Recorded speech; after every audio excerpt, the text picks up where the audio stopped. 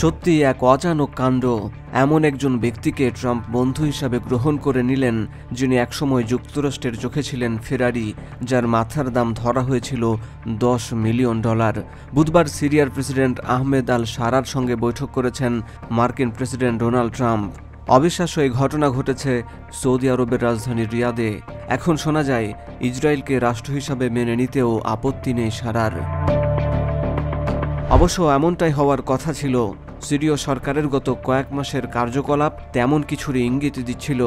বিদ্রোহীরা সিরিয়ার ক্ষমতা দখলের পর বাশারের রেখে যাওয়া ব্যারাকগুলো ইসরায়েলি হামলার শিকার হলেও এ বিষয়ে তাদের নেতা জোলানি তথা শারা ছিলেন একেবারেই শান্ত, যেন তিনি কিছুই জানেন না কিংবা তার কিছুই করার নেই। কিন্তু এখন গুঞ্জন চলছে তেল আবিবের সঙ্গে সিরিয়ার বহু বছরের বৈরিতারও অবসান হতে চলেছে, এবং সেটা হতে চলেছে শারার হাত ধরেই। দীর্ঘ 2 যুগ পর সিরিয়ার নেতাদের সঙ্গে বৈঠক করলেন কোনো মার্কিন সর্বোচ্চ নেতা। মধ্যপ্রাচ্যের রাজনীতির খবর যারা রাখেন তারা নিশ্চয় স্বীকার করবেন এটা সিরিয়ার জন্য অস্বাভাবিক ঘটনা। আর একজন ইসলামপন্থী নেতা হিসাবে শারার জন্য তো একদমই লঙ্কা কাণ্ড। সৌদি আরবের যুবরাজ মোহাম্মদ বিন সালমানের উপস্থিতিতে করমর্দন করেছেন ট্রাম্প ও শারা। এই ছবি সৌদির রাষ্ট্রীয় টিভিতে প্রচার করা হয় ফলাও করে। রিয়াদে বৈঠকের আগে আকস্মিক এক ঘোষণায় যুক্তরাষ্ট্র জানায় সিরিয়ার নতুন সরকারের ওপর থেকে তারা আরোপিত সব নিষেধাজ্ঞা তুলে নিচ্ছে এবং দুই দেশের সম্পর্ক স্বাভাবিক করার বিষয়টি বিবেচনা করছে। এই ঘোষণা দিয়েছেন ট্রাম্প নিজেই, এবং তিনি সিরিয়াকে ইসরায়েলের সঙ্গে সম্পর্ক স্বাভাবিক করার আহ্বানও জানিয়েছেন। ট্রাম্পের এই সিদ্ধান্ত শারার জন্য একটি বড় সাফল্য, কিন্তু সিরিয়ার সাধারণ মানুষ এটা কিভাবে দেখছে? এটা কি নতুন সিরিয়ার নতজানু পররাষ্ট্রনীতির উপসর্গ, নাকি আমেরিকারই দুর্বলতা?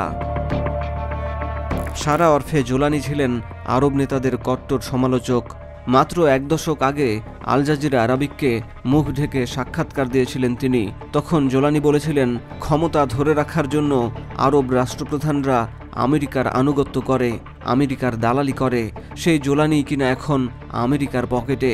তিনি ট্রাম্পের সঙ্গে মিটিং করেছেন, মার্কিন সরকারের শর্ত মেনে নিয়ে নিষেধাজ্ঞা প্রত্যাহারের আহ্বান জানিয়েছেন। আমেরিকা সেটা মেনেও নিয়েছে। এমনকি এমন একজন আরব যুবরাজ বৈঠক আয়োজনে মধ্যস্থতা করেছেন যারা সাধারণত শারার মতো লোকজনকে রাজতন্ত্রের জন্য হুমকি মনে করেন। শারার ওপর কিছু শর্ত চাপিয়ে দিয়েছেন ট্রাম্প।